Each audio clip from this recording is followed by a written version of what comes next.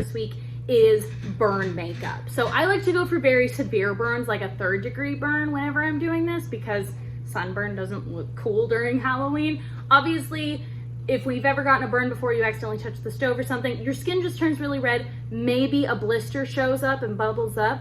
But when it's really bad, we're talking like burn victim, you got set on fire. That's what we're going for today. So the things we're gonna need for this are unflavored gelatin. So you're getting Jell-O mix, but I don't want cherry, I don't want blackberry, I want regular unflavored gelatin. Otherwise, it's not gonna dry clear and it's not gonna look right on our skin.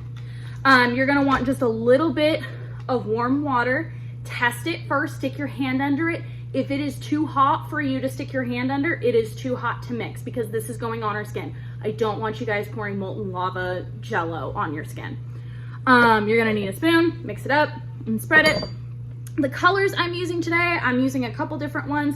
So I'm using that bright red and that dark brown that we got from the Bruise and Abrasion kit. And then I'm also gonna put in some black as well.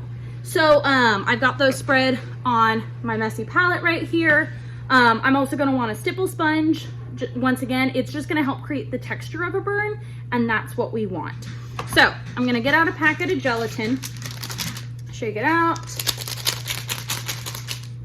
And I'm just gonna pour, I put a little bit of water in there, and I'm just gonna pour a little bit of gelatin in there, because I've already tried this, and a whole pack of gelatin was good for like 2 solid burns, and then I walked away from it for a couple minutes, and then it hardened up because it's Jell-O.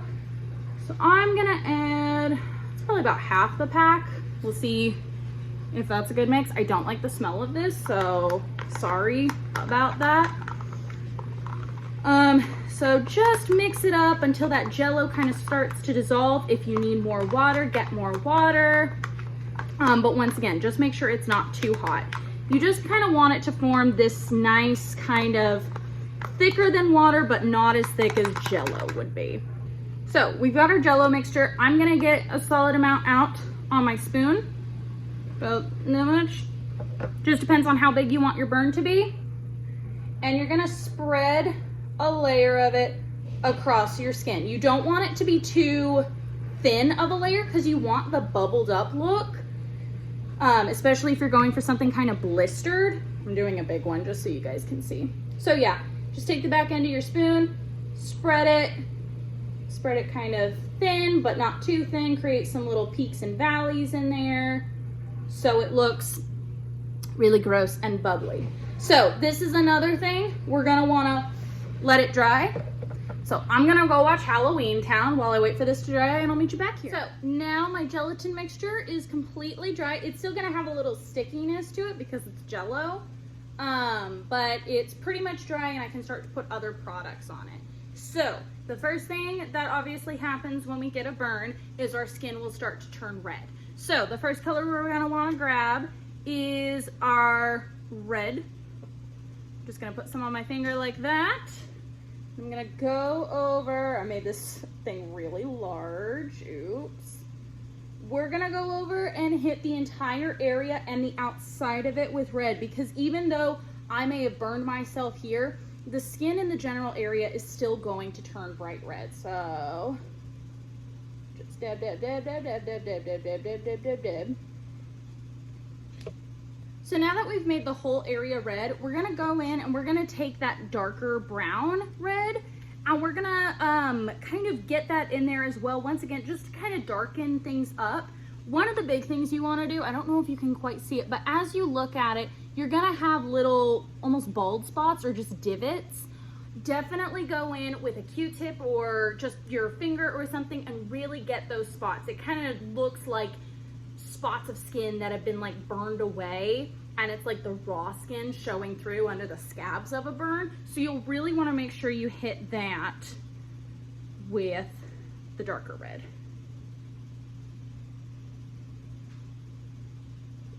So I'm gonna get all of those spots really, really good, and then just kind of like we've done in the other stuff, go in and do this color kind of all over. Just once again, making sure we get those divots really good. And this color kind of creates the color of a scab. We've got that redness in our skin, but this is the darkness that kind of takes over and makes it look a little scabbier, which is what we want.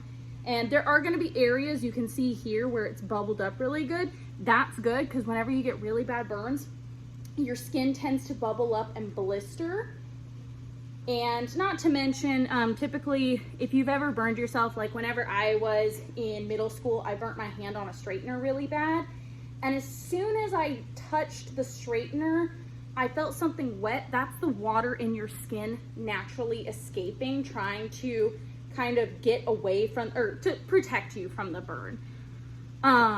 So most of the time when you get a severe enough burn, it's going to have a wet feeling to it. Now, some people will go over, in the past, I've used tissue to create this effect, just paper mache it with Elmer's glue, kind of like what we did with the cut, but instead of rolling it, you're just placing it on there to give your skin that crinkly, burnt look. And you can do that.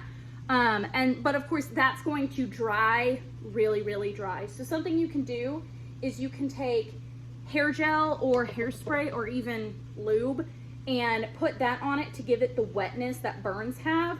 And as you guys can see, once again, I'm just going in with that darker color and hitting those small little divots in my skin. Make sure those really pop and look good. It kind of worked out here because the gelatin was really bubbly, so my skin is bubbled up really cool. So now that we've gone and added some of that texture, we got a really nice gross looking burn. But the last thing we're gonna wanna do is we're gonna take a little bit of black, because obviously if you're getting burned, there's gonna be some ash/soot, and this just kind of rounds out the burn. Now, if I wanted this to look like a super hyper realistic burn, maybe I wouldn't do as much of this, because you would assume that if someone's been burnt pretty badly and they're showing up like this, maybe they've had some time to go through and try and clean it off. But I just kind of rubbed that black around once again, just to kind of activate it. And we're gonna bring out our friend the stipple sponge again. Dip that in the black, like so. And we're just going to do some light kind of stubble on here. Once again, it just adds to the texture, makes it look like some real crispy pieces of skin, makes it look like there's some ash or soot, and it just really rounds out the effect we're going for here. My laundry's done. Wow.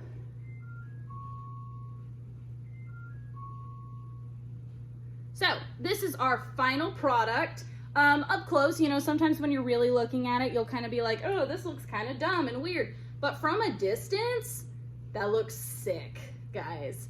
So yeah, that is how we do a sick burn makeup. And, you know, if you feel like maybe it's starting to look a little wonky, like I can see kind of where the gelatin ends, just blend out those edges a bit so it kind of matches your, or it goes into your skin and doesn't look so much like I put makeup right here. And boom, we got a nice burn. So thank you guys so much for joining me. I hope you have a super awesome and safe Halloween. The best way to scare your friends is with fake stuff like this, so please don't go and actually hurt yourselves if I've taught you how to do it fakely. Have a great one, guys.